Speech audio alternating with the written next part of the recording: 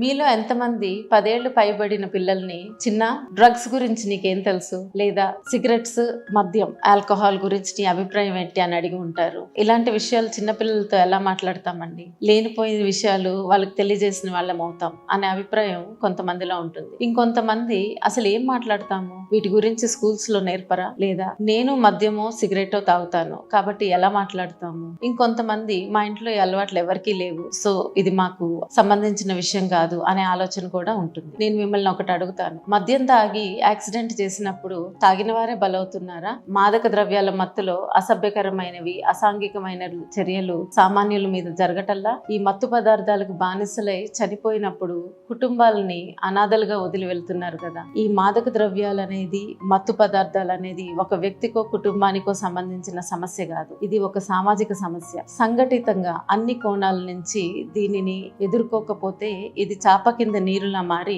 ఏదో ఒక రూపంలో మనల్ని తాకుతుంది. ఎప్పుడూ లేనిది ఎందుకు ఈ డ్రగ్స్ గురించి ఇప్పుడు ఇంతగా వింటున్నాము? ప్రపంచ దేశాల్లో కొన్ని దేశాలు ఈ మాదక ద్రవ్యాలను తయారు చేసి సంపన్న దేశాలకి అక్రమంగా రవాణా చేస్తూ ఉంటాయి. ఇప్పుడు మన భారతదేశంలో ఎక్కువ యువత ఉన్నారు, ఆ యువతకి సంపాదన పెరిగింది, అందుకని మనం వాళ్ళకి ఒక పెద్ద మార్కెట్. ఇప్పుడు వేరే దేశాల నుంచి అక్రమంగా వీటిని రవాణా చేసి డబ్బు సంపాదించటమే వీళ్ళ ప్రధాన లక్ష్యం. అసలు ఈ డ్రగ్స్ అంటే ఏంటి? అక్రమంగా వాడే మత్తు పదార్థాలు గాని, మాదక ద్రవ్యాలని గాని సామాన్య భాషలో అంటే వాడుక భాషలో డ్రగ్స్ అని పిలుస్తాం మనము. నేను వీటి పూర్తి వివరాలు, ఎన్ని రకాలు ఉన్నాయి అనే దానిలోకి ఎక్కువగా వెళ్ళను. కాకపోతే చిన్న పిల్లల్లో వీటిని ఇన్హెలెంట్స్ గా వాడుతున్నారు. అలాగే కొంచెం పెద్ద పిల్లలు వచ్చేటప్పటికి పొగాకుకు సంబంధించిన పదార్థాలు అంటే సిగరెట్స్, గుట్కా, ఖైనీ ఇలాంటివి, వేపింగ్, మద్యం, తర్వాత గంజాయి, కొకేన్, హెరాయిన్, ఫెంటనిల్, అలా క్లబ్స్ లోకి వచ్చేటప్పటికి LSD, MDMA, ఎక్స్టసీ, ఇలా రకరకాల పేర్లతో చలామణి అవుతున్నాయి. పొగాకు, వేపింగ్ అని అంటే ఈ పొగాకు కొంచెం ఆయిల్ లాగా దొరుకుతుంది. ఒక ఎలక్ట్రానిక్ పరికరం ఒకటి ఉంటుంది, దానిలో ఈ ఆయిల్ది పెట్టి దాన్ని వేడి చేస్తారు, అప్పుడు దానిలోంచి ఒక పొగ వస్తుంది, దానిని పీల్చటం. దానిని ఈ సిగరెట్స్ అనొచ్చు, వేపింగ్ అనొచ్చు. గంజాయిని కూడా ఆకు పదార్థాల్లో దొరుకుతుంది, ఆ ఆకుల్ని సిగరెట్ రూపంలో కాలుస్తారు, దాని నుంచి కూడా ఆయిల్ లాగా తీసి వాటిని కూడా పొగ వచ్చేలా వేడి చేసి పీల్చటం జరుగుతుంది. అలాగే ఈ ఆకు పదార్థాలని మనకి కొన్ని చోట్ల బాంగ్గా వాడతారు, లేదా గమ్మీస్, బ్రౌనీస్, చాక్లెట్స్ వీటి రూపంలో కూడా కలిపి అలవాటు చేస్తారు. ఇంకా కొకేన్ అనేది ఒక తెల్లటి పౌడర్ పదార్థంలో ఎక్కువగా వాడకంలో ఉంది, అవి ముక్కు ద్వారా పీల్చటము. హెరాయిన్ అనేది బ్రౌన్ షుగర్ లాగా, అది కూడా ముక్కు ద్వారా పీల్చటము, లేదా ముఖ్యంగా నరాల్లోకి ఎక్కించుకోవటం, అంటే సూదులు వాడి నరాల్లోకి ఎక్కించుకునే విధంగా కొన్ని తీసుకుంటారు. సిగరెట్ ని, మద్యంని అక్రమ మత్తు పదార్థాల కింద చూడము, ఎందుకంటే అవి లీగల్ గా అమ్ముతున్నారు కాబట్టి. కానీ వీటి వల్ల కూడా అవే పర్యవసానాలు ఉంటాయి. అసలు ఏ వయసులో వీటికి ఎక్కువగా అలవాటు పడుతున్నారు? 10 నుంచి 25 సంవత్సరాల వయసు అనేది ఎక్కువగా వీటికి అలవాటు పడే టైం. అసలు ఎందుకు ఈ డ్రగ్స్ ని వాడతారు? నేను చాలా మంది వాడే పిల్లల్ని, పెద్దవాళ్ళని అడిగాను. వాళ్ళు చెప్పిన ఆన్సర్స్ ఏంటంటే, ఒకటి ఒత్తిడి, అంటే ఒత్తిడికి లోనైనప్పుడు వాళ్ళకి సిగరెట్ లేకపోతే ఇంకేదన్నా మాదక ద్రవ్యాలు వాడటం వల్ల రిలాక్సేషన్ దొరుకుతుంది అనేది ఒక అభిప్రాయం. రెండవది సరదా కోసం, అంటే ఎక్కువ మంది ఈ కోవలోకి చెందుతున్నారు. ఒకసారి వాడటం వల్ల ఏమీ అవ్వదు, అసలు ఏంటిది, దీని గురించి తెలుసుకుందామను అనే కుతూహలంతో వాడటం. బోర్ కొట్టి ఊరికే ఫ్రెండ్స్ తో కలిసి ఉన్నాం కదా, ఏదో ఒకటి చేయాలన్నట్టు అలాంటప్పుడు వాడటం. మనకి చెయ్యాలి అనిపిస్తే చేస్తున్నాం కానీ మనకి ఎవరో బలవంత పెట్టడం వల్ల ఎక్కువ చేయటం లేదు. మరి ఈ వయసే ఎందుకు?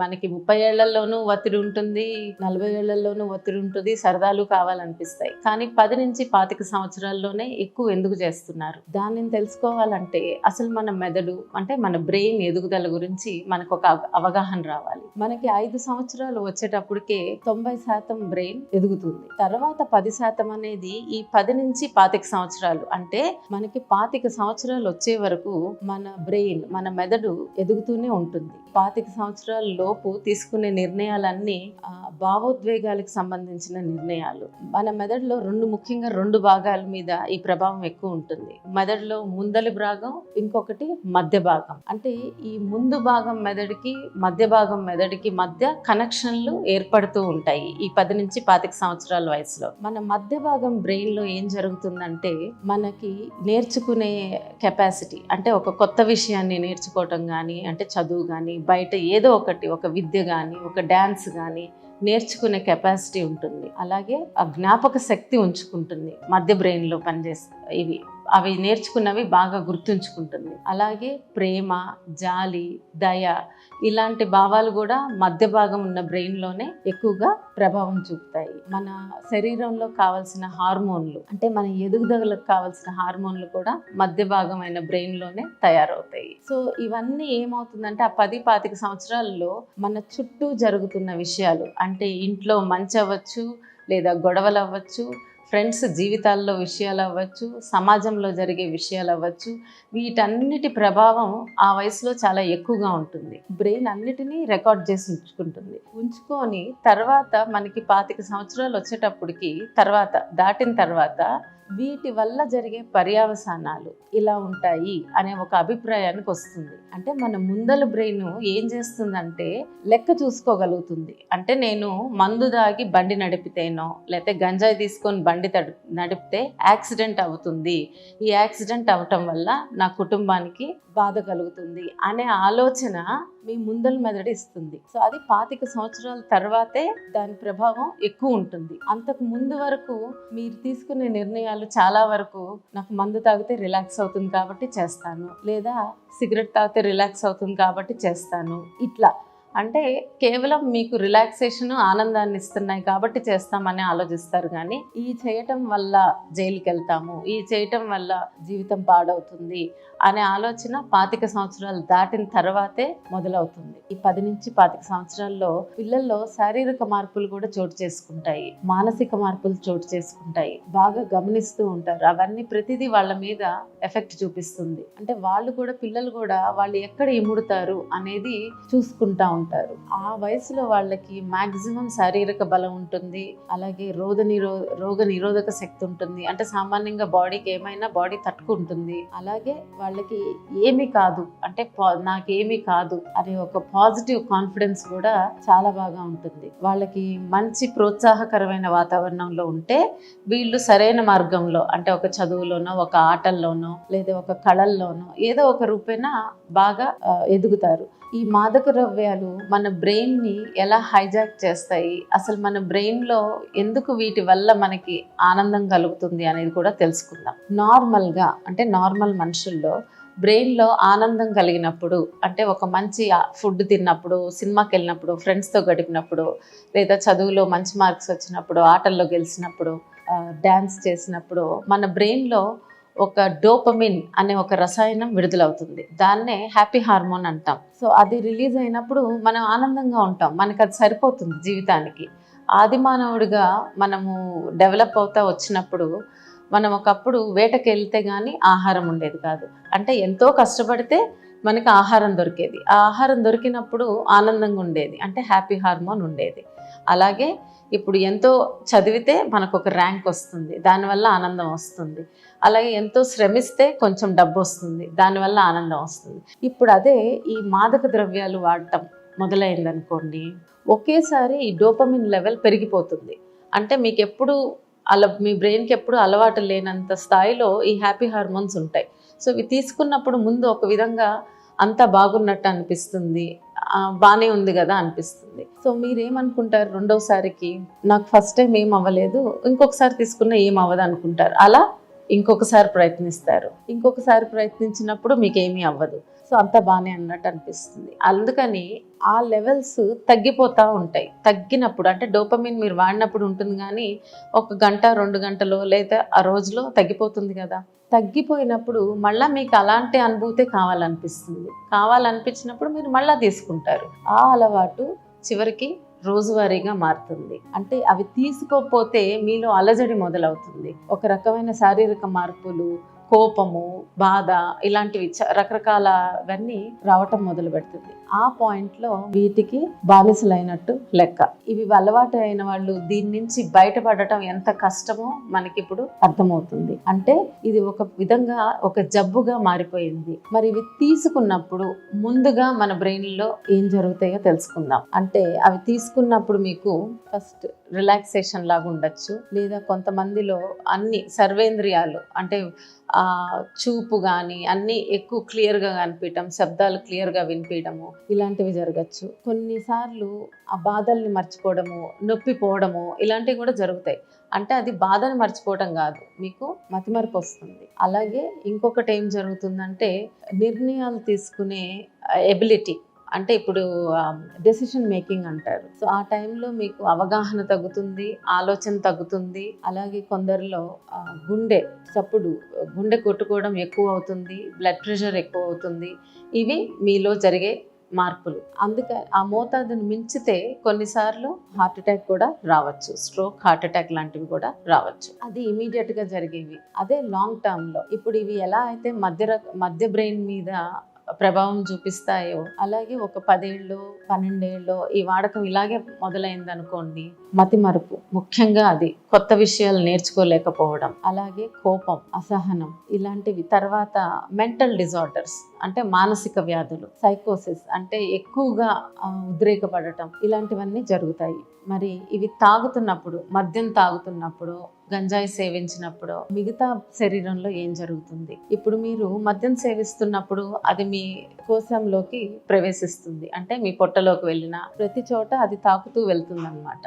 అది వెళ్ళినప్పుడు అక్కడ క్యాన్సర్ వచ్చే లక్షణాలు ఎక్కువ అవుతాయి.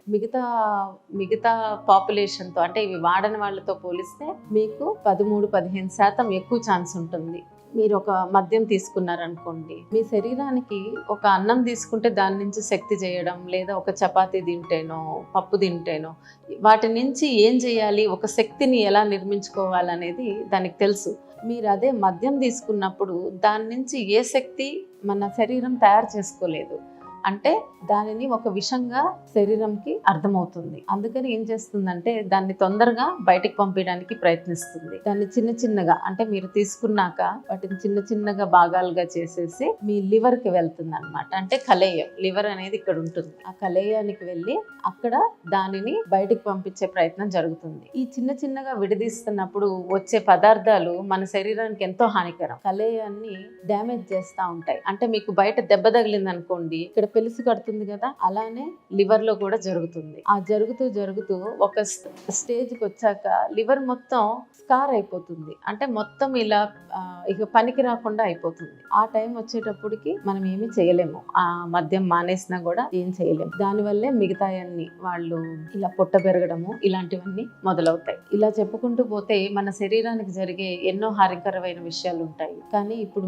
నేను దీని మీద శ్రద్ధ పెట్టాలనుకున్నది దీన్ని ఎలా నివారిస్తామనేది, అంటే ప్రివెన్షన్ మీద మనం ఏం చేయగలము, ఒక కుటుంబంగా ఏం చేయగలము, ఒక సమాజంగా ఏం చేయగలము అనే దాని మీద ఎక్కువ శ్రద్ధ పెట్టదలుచుకున్నాను. అదే కనుక మళ్ళీ మీ కుటుంబంలోనే ఎవరైనా వాడేవాళ్ళు ఉన్నారనుకోండి, ఇవి మద్యం కానీ సిగరెట్స్ కానీ, మీకు కూడా ఆ రిస్క్ ఎక్కువ ఉంటుంది. అంటే ఇంట్లో ఒకవేళ ఇది వాడేవాళ్ళు ఉంటే వాళ్ళల్లో 50-60% రిస్క్ ఎక్కువ, పిల్లల్లో కూడా అవి వాడే ఛాన్సెస్ ఎక్కువగా ఉంటాయి. సో మీకు ఆ రిస్క్ ఉంది అని తెలిసినప్పుడు వాటికి దూరంగా ఉండడమే ఒక మంచి మార్గం. పేరెంట్స్ విషయానికి వస్తే, పేరెంట్స్ కూడా వీటి మీద అవగాహన ఉండాలి. ముఖ్యంగా ఓపెన్గా మాట్లాడాలి వీటి గురించి పిల్లలతో. ఇవి మాట్లాడితే వాళ్ళకి మనం తెలియజేస్తున్నాం అని అనుకోకుండా, మనం తెలియజేయకపోయినా పిల్లలు ఏదో విధంగా తెలుసుకుంటారు, రాంగ్ పద్ధతుల్లో తెలుసుకుంటారు. అందుకని మన దగ్గరే మనం మాట్లాడితే దీనివల్ల 2 విషయాలు. మొదటి, వీటి గురించి కరెక్ట్గా తెలుసుకుంటారు. రెండవది, కనీసం మీరు మాట్లాడుతుంటే వాళ్ళకి ఏదైనా సమస్య ఉన్నప్పుడు వీటి గురించి మా అమ్మా నాన్న దగ్గర మాట్లాడచ్చు అని తెలుసుకుంటారు. అలాగే ఒకవేళ మీరే మద్యము సిగరెట్ వాడుతున్నారు అనుకోండి, అయినా మొహమాట పడద్దు, మీరు పిల్లలకి చెప్పాలి. మీలో ఉన్న నిజాయితీని పిల్లలు అభినందిస్తారు. అవును, నేను ఇవి వాడుతున్నాను, మానటం చాలా కష్టంగా ఉంది, అయినా నేను ప్రయత్నిస్తున్నాను, వీటిని వాడద్దు అనేది కూడా మీరు చెప్పచ్చు. నెక్స్ట్ వచ్చి పిల్లలకి ముఖ్యంగా ఈ 10-25 సంవత్సరాలు ఎదుగుతున్నప్పుడు మనం కుటుంబంలో కూడా సమాజంగా కూడా కొంచెం దయతో ఉండండి. వాళ్ళు ఏదైనా ఒక మంచి పని చేశారనుకోండి, వాటి గురించి వాళ్ళకి ఒక ప్రోత్సాహం ఇవ్వండి, ఒక చిన్న మెప్పుదల. కొంత శాతం పిల్లలు చదువుకున్న వాళ్ళు, వాళ్ళకి దానివల్ల మెప్పు లభిస్తుంది. అంటే ఒక టీచర్ మెచ్చుకుంటారు వాళ్ళని, ఒక కుటుంబంలో వాళ్ళని మెచ్చుకుంటారు. సో వాళ్ళకి ఆల్రెడీ ఆ హ్యాపీ హార్మోన్, ఆ డోపమిన్ అనేది ఉంటుంది. సో వాళ్ళకి మిగతా వాటి జోలికి వెళ్ళాల్సిన అవసరం రాదు, వాళ్ళు ఆనందంగా ఉంటారు. అలాగే ఒక ఆటలు ఆడుతున్నారు అనుకోండి, వాళ్ళకు కూడా ఆ హ్యాపీ హార్మోన్, వాళ్ళకు కూడా ఏదో ఒక గుర్తింపు వస్తుంది, ఈ వీడు బాగా ఆటలాడతాడని. సో వాళ్ళకి అది సరిపోతుంది. కొంతమంది ఆర్ట్స్లో ఉంటారు, డ్యాన్స్, కూచిపూడో, ఇంకేదన్నా. సో అట్లా వాళ్ళకి ఏమి నచ్చుతున్నాయో అవి చూసి వాటిని ప్రోత్సహించండి. ఇవన్నీ ఇప్పుడు కొన్నిసార్లు పిల్లలు వీటికి ఏదైనా అలవాటు పడ్డారనుకోండి, మీరు ఆ లక్షణాలు ఎలా ఉంటాయో తెలుసుకోవాలి.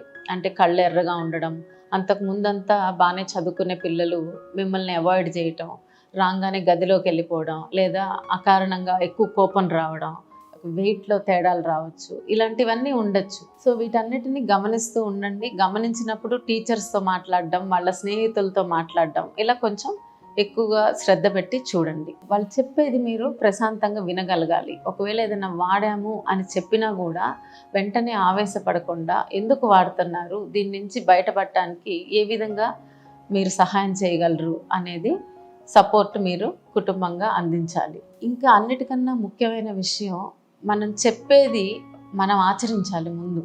అది అన్నిటికన్నా ఎక్కువ ప్రభావం పిల్లల మీద ఉంటుంది. మనం ఇంట్లో గనక చెప్తున్నామంటే మనం కూడా ఇవి మానేయటానికి ప్రయత్నిస్తున్నాం అనే ప్రయత్నం అన్నా చూడాలి, లేదా మన ఇంట్లో అవి చేయకుండా కూడా ఉండాలి.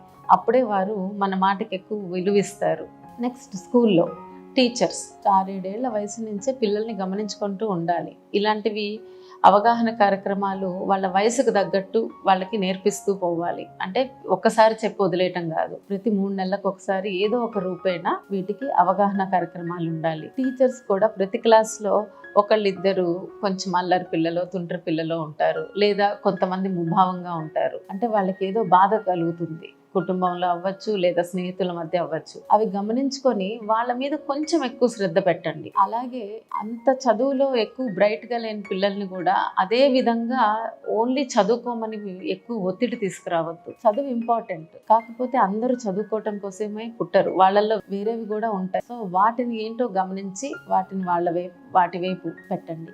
అలాగే స్పోర్ట్స్, పిల్లల్లో స్పోర్ట్స్ ఎక్కువ ఉన్నా, ఆర్ట్స్ ఉన్నా, ఇలాంటివి ఉన్నప్పుడు వీటి జోలికి వెళ్ళటం చాలా తగ్గుతుంది. సో స్కూల్గా ఎక్కువ అలాంటి కార్యక్రమాలు ప్రోత్సహించడం మంచిది. సొసైటీగా, సమాజంగా మనం ఏం చేయగలుగుతాం? సమాజంగా ముందు మనము కనిపించిన ప్రతి వాళ్ళని, వాళ్ళ జీవితంలో ఇప్పుడు ఏం జరుగుతుంది అనే విషయాల్ని నెగటివ్గా మాట్లాడకుండా సున్నితంగా మాట్లాడటము, అంటే సూటిపోటి మాటలు లేకుండా ఉండడం అనేది చాలా ఇంపార్టెంట్. ప్రార్థనా స్థలాల్లో కూడా ఇలాంటి అవేర్నెస్ కార్యక్రమాలు చేపట్టచ్చు. సో ఏది చేపట్టినా ఇక్కడ అంతిమంగా మనం తెలుసుకోవాల్సింది ఏంటి అని అంటే, నెంబర్ 1, అందరూ ఓపెన్గా మాట్లాడుకోగలగాలి. ఎవరు ఎవరిని జడ్జి చేయొద్దు, వీడు మానడు, వీడింతే, ఇలాంటివి అనుకోకుండా అసలు ముందు వాళ్ళు చెప్పేది, వాళ్ళ సమస్యలు ఏంటో వినడం అన్నిటికన్నా ముఖ్యం. ఆల్రెడీ అలవాటు అయిన వాళ్ళు ఉన్నారనుకోండి, వీళ్ళకి ఎట్లా మనం హెల్ప్ చేయగలుగుతాము. మన గవర్నమెంట్ ఆఫ్ ఇండియా ఆల్రెడీ అలవాటు అయిపోయి ఉన్న వాళ్ళకి ఒక నెంబర్ ఉంది, టెలిఫోన్ నెంబర్. అంటే నేషన్ వైడ్గా ఒక నెంబర్ ఉంది, అదే టెలిమానస్. ఆ నెంబర్ ఒకసారి మీరు అందరు నోట్ చేసుకోండి, 14416. టెలిమానస్ అనేది ఒక ఫోన్ నెంబర్. కొన్నిసార్లు పిల్లలు మనకి ఇంట్లో చెప్పుకోలేకపోవచ్చు, ఫ్రెండ్స్తో చెప్పుకోలేకపోవచ్చు, కానీ మీరు ఈ నెంబర్కి కాల్ చేయండి. ఈ నెంబర్కి కాల్ చేస్తే అది ఏ విషయమైనా, అంటే ఒక సూసైడ్ ఆలోచన అవ్వచ్చు, లేదా మానసిక ప్రాబ్లం కానీ, మాదక ద్రవ్యాల ప్రాబ్లం కానీ, వాళ్ళు మీ నుంచి కొంచెం ఇన్ఫర్మేషన్ గ్యాదర్ చేస్తారు. ఇది తెలుగులో కూడా మీకు లభిస్తుంది. ఆ ఇన్ఫర్మేషన్ తీసుకొని మీకు వాళ్ళు కొంచెం కౌన్సిలింగ్ ఇస్తారు. అంటే ఇప్పుడే మొదలు పెడుతుంటే మీకు కొంచెం కౌన్సిలింగ్ ఇస్తారు. అదే మీ వాడకం ఎక్కువగా ఉందనుకోండి, అప్పుడు మిమ్మల్ని వాళ్ళు డీ అడిక్షన్ సెంటర్స్కి రిఫర్ చేస్తారు. సో ఆ విధంగా మీరు అక్కడికి వెళ్ళి హెల్ప్ తీసుకోవచ్చు. వాళ్ళకి మీ పేరెంట్స్తో ఎలా మాట్లాడాలి, ఎలా హెల్ప్ అందించాలనేది తెలుస్తుంది. ఇప్పుడు ఆల్రెడీ తీసుకుంటున్న వాళ్ళు ఉన్నారనుకోండి, మనకి సమాజంలో చాలా ఈజీగా అనేస్తాం, విల్ పవర్ ఉంటే మానేయచ్చు, నువ్వు అనుకుంటే మానేయచ్చు అని. డ్రగ్స్ మానేయటం అనేది అంత తేలికైన విషయం కాదు. ఇందాక మీకు చెప్పినట్టు బ్రెయిన్లో ఇవి ఎక్కువ రోజులు వాడకన్నప్పుడు బ్రెయిన్లో మార్పులు, అంటే అవి బ్రెయిన్లో మార్పులు జరిగిపోతాయి. ఆ మార్పుల్ని ఊరికే అనుకోగానే మానేసే అంత తేలికైన మార్పులు కాదు. వాళ్ళకి మానేయాలని ఉన్నా అది ఆపుకోలేని పరిస్థితి. ఇది కేవలం విల్ పవర్కి సంబంధించిన విషయం కాదు. ఎలాగైతే మనకి షుగర్ వ్యాధి, బీపీ వ్యాధి ఎలా ఉంటుందో డ్రగ్స్ మానేయలేకపోవటం అనేది కూడా ఒక వ్యాధి. అది మన బ్రెయిన్లో మార్పులు జరగడం వల్ల వచ్చే వ్యాధి. ఈ విషయాన్ని మనం బాగా అర్థం చేసుకుంటే వాళ్ళ బాధ నుంచి బయటపడటానికి సపోర్టింగ్గా ఎక్కువగా సపోర్ట్ ఇవ్వగలుగుతాం మనం. అంతిమంగా నేను చెప్పేది ఏంటంటే, ఈ డ్రగ్స్ అనేవి అందరికీ సంబంధించిన ప్రాబ్లం. సో దీని గురించి ముందు అందరికీ పూర్తి అవగాహన ఉండాలి. పేరెంట్స్కి, టీచర్స్కి, లా ఎన్ఫోర్స్మెంట్ ఆఫీసర్స్కి, లీడర్స్కి, ప్రతి ఒక్కళ్ళకి ఇంక్లూడింగ్ ఫిజిషియన్స్ కూడా. అది ఉన్నప్పుడే వీటిని మనం ఎలా ట్యాకిల్ చేయాలి, పిల్లలకి ఏం నేర్పించాలి, వాళ్ళకి ఎలాంటి హెల్ప్ అందించాలి అనే దాని మీద ఇంకా సరైన అవగాహన వస్తుంది. టెలిమానస్ అనే నెంబర్ అందరికీ తెలిసి ఉండాలి. 14416. అంటే మీకు ఆల్రెడీ అలవాటు అయి ఉంటే ఈ నెంబర్కి కాల్ చేస్తే మీకు కొంచెం గైడెన్స్ దొరుకుతుంది. నెక్స్ట్, మీరు వెళ్ళాల్సిన డాక్టర్, ఒకవేళ ఎడిక్షన్ అయి ఉంటే సంప్రదించాల్సిన డాక్టర్ ఒక సైకియాట్రిస్ట్, అంటే మానసిక వైద్య నిపుణులు. వీళ్ళ దగ్గరికి వెళ్తే మీకు హెల్ప్ దొరుకుతుంది. ఎంత అలవాట్లు ఉన్నా సరే మనము తగ్గించుకుంటే దీని నుంచి తప్పకుండా బయటపడతాము. మన జీవితం నయంగా ఉంటుంది. నువ్వు ఇది మానేయాలి అనుకుంటే ఎప్పుడు నేనున్నాను, నా తోడు నీకు ఉంటుంది అనేది వాళ్ళకి హామీను, భరోసా ఇవ్వండి. ఒకేసారి మానేయలేకపోవచ్చు, కాకపోతే తప్పకుండా కొంచెం తగ్గించగలుగుతారు. ఒకేసారి అనుకోగానే జరగదు. ఇది 2-3 ఏళ్ళు ఎక్కువ అలవాటు ఉన్న వాళ్ళకి ఇది 2-3 ఏళ్ళు పడుతుంది దీని నుంచి బయటికి రావడానికి. కానీ మీరు ఒక్క డ్రింక్ తగ్గించినా, ఒక్క సిగరెట్ తగ్గించినా మీ శరీరంలో బెటర్ మార్పులు వస్తాయి. అంటే మీ శరీరం మంచికి మారుతూ ఉంటుంది. అంత శక్తి ఉంది మీ శరీరానికి. కానీ సమయం మించిపోయే వరకు వెయిట్ చేస్తే మాత్రం ఒక పాయింట్కి వెళ్ళాక తిరిగి ఏమి చేయలేరు. వాళ్ళకి ఈ అవగాహన పెంచే వీడియోస్, యూట్యూబ్ మొత్తం ఎన్నో రకాల వీడియోస్ ఉన్నాయి. కొన్ని వెబ్సైట్స్ ఉన్నాయి, కింద కమెంట్స్లో మీకు ఆ వెబ్సైట్స్ ఇస్తాను. అక్కడికి వెళ్ళి వీటి గురించి అవగాహన పెంచుకోండి. వాళ్ళకి వీలైతే అవి చూడటానికి ఎంకరేజ్ చేయండి. అలా సొంతగా నేర్చుకున్నప్పుడే, వాళ్ళకి సొంత ఆలోచన కలిగినప్పుడే వాళ్ళు మానేయాలనుకుంటారు. అప్పటి వరకు మనం ఓర్పుగా చూడాలి. కొంతమంది వేప్ ఏంటి, సిగరెట్కి, ఈ రెండింటికి తేడా ఏంటి అని పిల్లలు అడిగారు. సో ముందు సిగరెట్ గురించి చెప్తా. పొగాకు, ఈ పొగాకు చేసినప్పుడు దీనిలో పొగాకుతో పాటు, పొగాకు అనేది నికోటిన్ అనేది ఉంటుంది, దాంతో పాటు ఇంకొక 7,000 రకాల కెమికల్స్ దానిలో ఉంటాయి. అంటే మీరు ఆ పొగ వదులుతున్నప్పుడు మీకు పొగాకు ఒక్కటే కాకుండా ఆ కెమికల్స్ వల్ల ఎక్కువ హాని జరుగుతుంది. అవన్నీ మనం పీల్చుకోవటం వల్ల. వేప్ అన్నది ఏంటంటే, సిగరెట్లు మానేయడానికి వేప్ చేయొచ్చు అని, కానీ దీని మీద పూర్తి రీసెర్చ్ ఇంకా లేదు. కొన్నిసార్లు సిగరెట్ కన్నా ఎక్కువ చేస్తున్నారు ఇవి. అలాగే దీనిలో ఈ వేరే కెమికల్స్ కూడా ఎక్కువ హాని చేస్తున్నాయి. సో అందుకని ఇప్పుడు లేటెస్ట్ రీసెర్చ్ ఏంటంటే, వేప్ కూడా హానికరమే. రీహాబ్కి వెళ్ళాలంటే మేము ఒక్కళ్ళమే వెళ్ళొచ్చా? రీహాబిలిటేషన్కి వెళ్ళాలంటే ఒక కుటుంబ సభ్యులు సపోర్ట్ మీకు ఉండాలి. ఎందుకంటే అది అయిపోయాక మళ్ళీ తిరిగి మీరు కుటుంబంలోకి, సేమ్ సొసైటీలోకి వచ్చినప్పుడు వాళ్ళు మీకు సపోర్ట్ అందించగలగాలి. అందుకని ప్రస్తుతానికైతే కుటుంబ సభ్యులు ఉండాలి. ఇలా ఎన్నో ప్రశ్నలు ఉన్నాయి. వీటన్నిటికీ మీకు నిపుణుల దగ్గరికి వెళ్తే సమాధానాలు దొరుకుతాయి. అలాగే నేను ఇచ్చిన లింక్స్లో కూడా మీకు సొంతగా నేర్చుకోవడానికి అవకాశం ఉంటుంది. కింద లింక్స్లో కూడా ప్లీజ్ దయచేసి చూసి నేర్చుకోండి. June 26 international drug awareness day. అందరికీ అవేర్నెస్ పెంచాలి అనేది ఒక రోజు. సో ఈ చిన్న ప్రయత్నం కూడా చేస్తుంది అందుకే.